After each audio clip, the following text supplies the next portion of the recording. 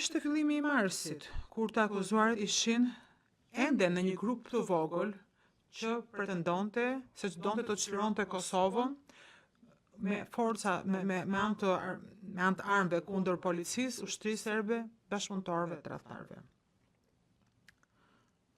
Por fillimi i marsit njihet fatkeqësisht edhe nga sulmi që i ndodhi familjes së Jasharëve dhe vrasjes së Ademi Jashar dhe familjes së tij.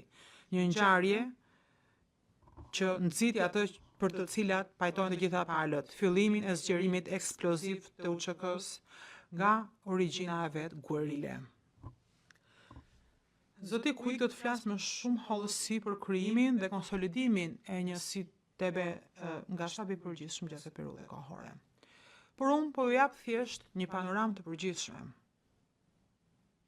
Shtabi i përgjithshëm, i cili për vite i kishte garantuar ndjekësit e mundshëm dhe publikun se nuk do të ndaleshin, edhe nëse konflikti do të bëhej më i madh dhe më gjatë derdhës, filloi të vepronte më njëherë.